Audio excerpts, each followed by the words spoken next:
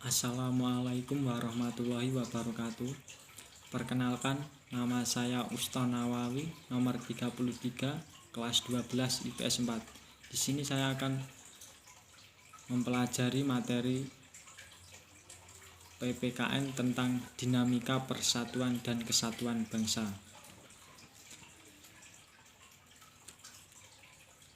Pada hakikat negara dalam bahasa Inggris adalah state yang asal katanya dari bahasa Yunani yaitu statum yang artinya bersifat tegak atau tetap. Secara harfiahnya, negara adalah suatu organisasi yang terdapat anggota di dalamnya yang menetap dan memiliki tujuan bersama untuk mencapai kesejahteraan.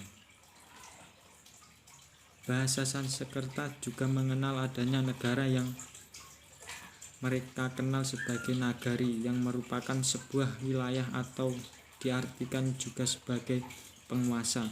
Pada intinya, negara bisa menjadi suatu organisasi yang tingkatnya sangat tinggi karena meliputi suatu wilayah yang luas, ditambah dengan banyaknya masyarakat di dalamnya yang bersatu untuk saling menjaga dalam wilayah yang sama itu demi kenyamanan bersama.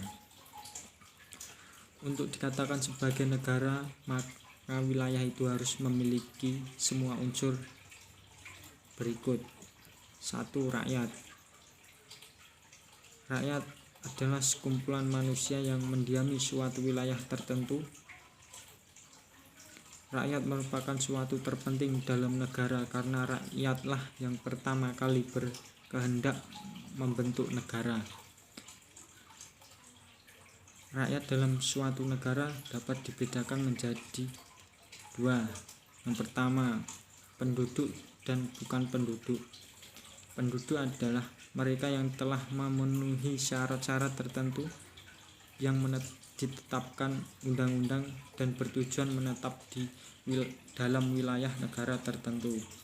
Bukan penduduk adalah orang-orang yang bertempat tinggal di suatu negara hanya untuk sementara waktu. Yang kedua, warga negara dan bukan warga negara. Warga negara adalah orang-orang yang berada di wilayah suatu negara. Bukan warga negara adalah orang-orang yang berada di wilayah suatu negara yang berniat hanya sementara waktu dan tunduk pada pemerintah di mana mereka berada.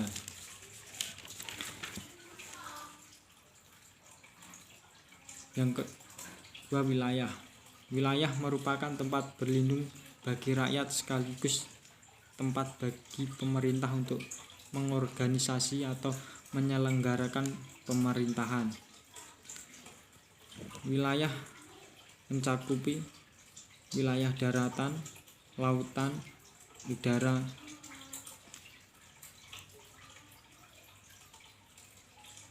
tiga, pemerintah yang berdaulat, 4, pengakuan dari negara lain. Negara pada umumnya menyelenggarakan fungsi-fungsi sebagai berikut. 1. Melaksanakan penertiban. 2. Mengusahakan kemakmuran dan kesejahteraan bagi rakyat. 3. Mengusahakan pertahanan. 4. Menegakkan keadilan.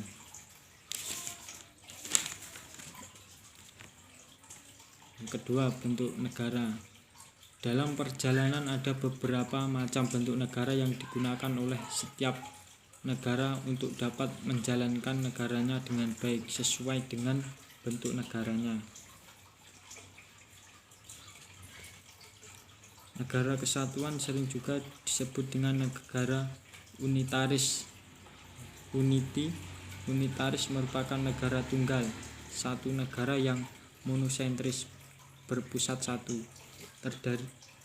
terdiri hanya satu negara, satu pemerintahan, satu kepala negara, satu badan legislatif yang berlaku bagi seluruh wilayah negara. Secara umum, negara kesatuan mempunyai karakteristik antara lain: 1. Wewenang tertinggi berada di tangan pemerintah pusat. 2. Pemerintah pusat menangani seluruh kedaulatan negara baik luar maupun dalam. 3. Rakyat dapat berhubungan dengan pemerintah pusat secara langsung untuk menjalankan daerahnya. 4. Hanya terdapat satu konstitusi, yaitu Undang-Undang Dasar, satu kepala negara, satu kabinet atau dewan menteri.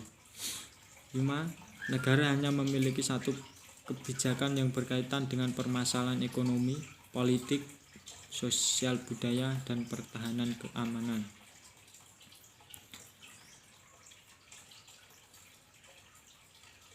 Dan praktiknya negara kesatuan memiliki kelebihan dan kelemahan. Kelebihannya antara lain, negara kesatuan secara struktural lebih sederhana.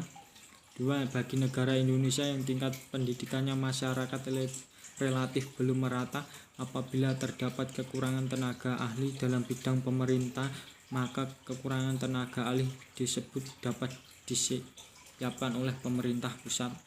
3. Biaya personel lebih murah. 4. Relatif lebih stabil. 5. Mengurangi timbul sikap provinsialisme dan separatisme. Dan kelebihan antara lain: 1. Implementasi yang salah mengakibatkan pemerataan tidak terjadi. Kewenangan daerah dibatasi kepentingan pusat. 3. Daerah kurang ditonjolkan karena yang diutamakan adalah kesatuan. Negara kesatuan dibagi menjadi dua kategori, yakni negara kesatuan dengan sistem sentralisasi dan negara kesatuan dengan sistem desentralisasi. Sistem sentralisasi artinya penyatuan segala sesuatu ke suatu tempat yang dianggap sebagai pusat. Negara kesatuan dengan sistem sentralisasi adalah negara kesatuan yang di dalam penyelenggaraan pemerintahan tidak terdapat pelimpahan atau pendelegasian wewenang kekuasaan dari pemerintah pusat kepada pemerintah yang ada di daerah.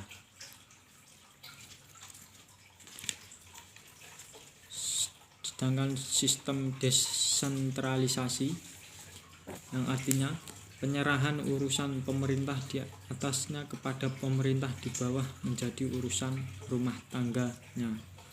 Negara kesatuan dengan sistem desentralisasi menyelenggarakan pemerintah dengan memberikan kewenangan dan kekuasaan kepada daerah untuk menyelenggarakan kekuasaan.